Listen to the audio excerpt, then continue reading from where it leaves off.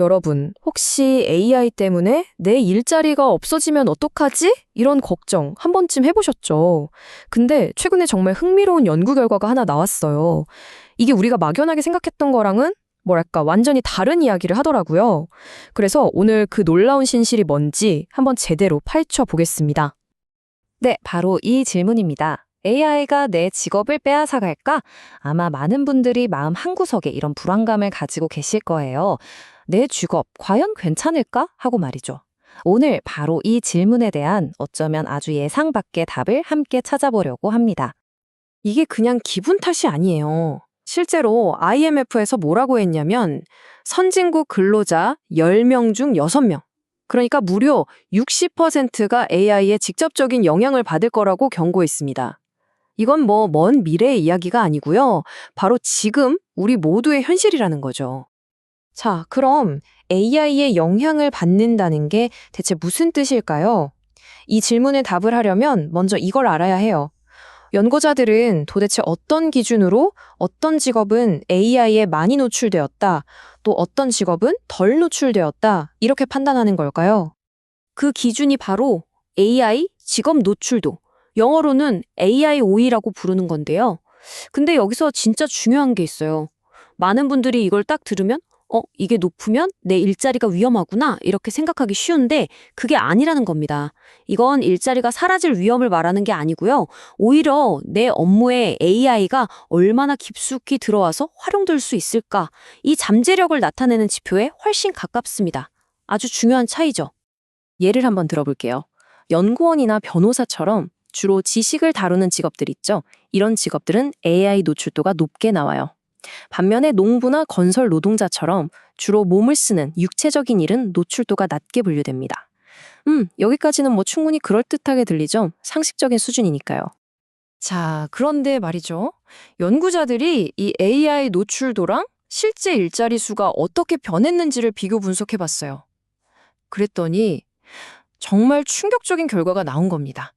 우리가 보통 생각하는 것과 뭐랄까 완전히 정반대의 결과가 나타난 거죠. 원래 우리 상식대로라면 어때요? 당연히 AI에 많이 노출되는 직업일수록 저건 AI가 대체하겠구나 싶고, 반대로 노출이 적으면 내 일은 안전하겠네? 이렇게 생각하는 게 합리적이잖아요. 저라도 당연히 그렇게 생각했을 거예요. 그런데 놀랍게도 현실은 정확히 그 반대였습니다. 연구 결과를 보니까요, AI 노출도가 높았던 직업군에서는 오히려 일자리가 늘었고요. 안전할 거라고 믿었던 노출도 낮은 직업군에서는 오히려 일자리가 줄어든 거예요. 아니, 대체 어떻게 이런 일이 벌어질 수 있는 걸까요? 지금 보시는 이 그래프가 그 결과를 아주 명확하게 보여주고 있습니다.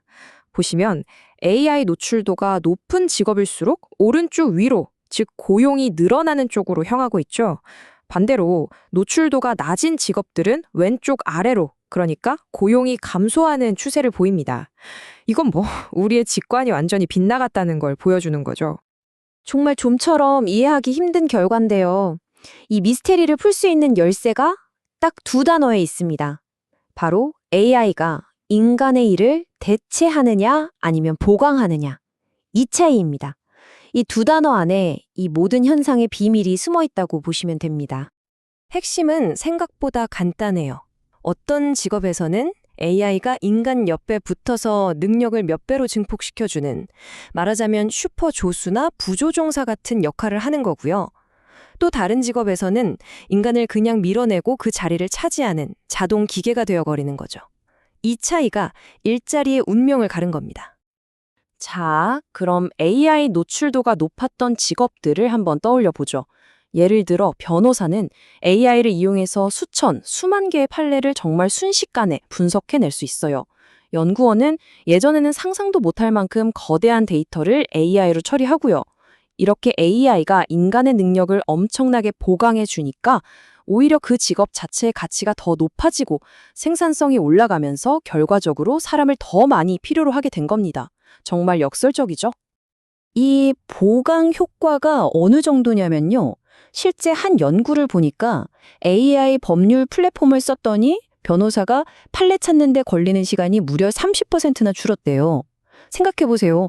그렇게 아낀 시간 동안 변호사는 훨씬 더 창의적이고 더 중요한 전략을 짜는 데 집중할 수 있게 되는 거죠. 하지만 우리가 안전하다고 생각했던 AI 전호출 직업군에서는 완전히 다른 이야기가 펼쳐집니다. 넓은 농장을 혼자 경작하는 자율주행 트랙터, 패스트푸드점에서 햄버거를 굽는 조리 로봇, 위험한 건설 현장의 철거 로봇, 이런 걸 한번 떠올려 보세요. 여기서 로봇과 AI는 인간을 돕는 조수가 아니죠. 인간의 일을 그냥 통째로 직접 대체하고 있는 겁니다. 한 푸드테크 기업의 햄버거 로봇에 대한 설명이 이 현실을 아주 잘 보여주는데요. 패티의 상태와 온도를 실시간으로 확인하며 항상 일정한 맛을 유지합니다. 자, 로봇이 실시간으로 품질을 관리하고 항상 똑같은 맛을 낸다면 과연 그 자리에 사람이 계속 필요할까요? 이게 바로 대체가 가진 냉정한 얼굴입니다. 이처럼 지금 노동시장은 말 그대로 거대한 지각 변동을 겪고 있습니다. 그럼 우리는 이제 뭘 해야 할까요? 그냥 지켜만 봐야 할까요? 다행히도 이 연구는 우리가 나아가야 할 몇 가지 중요한 방향들을 제시해 주고 있습니다. 핵심 전략은 크게 세 가지로 요약할 수 있습니다. 첫째, AI 때문에 일자리를 잃게 된 분들을 위한 사회 안전망을 훨씬 더 튼튼하게 만들어야 합니다. 이건 기본 중에 기본이겠죠? 둘째, AI 시대를 이끌어갈 인재를 우리 스스로 키우고 또 전 세계의 뛰어난 인재들을 적극적으로 데려와야 합니다. 그리고 마지막으로 이 모든 변화의 흐름을 정확하게 읽어낼 수 있도록 노동 관련 통계를 훨씬 더 정교하게 만들어야 한다는 겁니다. 이 세 가지가 톱니바퀴처럼 맞물려 돌아가야 합니다. 결국 이 연구가 우리에게 던지는 가장 중요한 메시지는 바로 이겁니다. 하나의 정답은 없다. 이거예요. AI가 직업마다 전혀 다른 영향을 미치는 것처럼 우리의 정책이나 대응 방식도 모두에게 똑같이 적용해서는 안 된다는 거죠. 훨씬 더 디테일하고 각 분야에 맞는 맞춤형 전략이 필요하다는 뜻입니다. 그래서 이제 우리가 스스로에게 던져야 할 진짜 질문은 더 이상 AI가 내 일자리를 빼앗을까? 가 아닌 것 같습니다. 왜냐하면 변화는 이미 시작됐고 이건 우리가 피할 수 있는 게 아니거든요. 진짜 중요한 질문은 바로 이것입니다. 이 거대한 변화의 파도 위에서 우리는 어떤 선택을 통해 어떤 미래를 만들어 갈 것인가? 이제 그 선택의 공은 바로 우리에게 넘어왔습니다.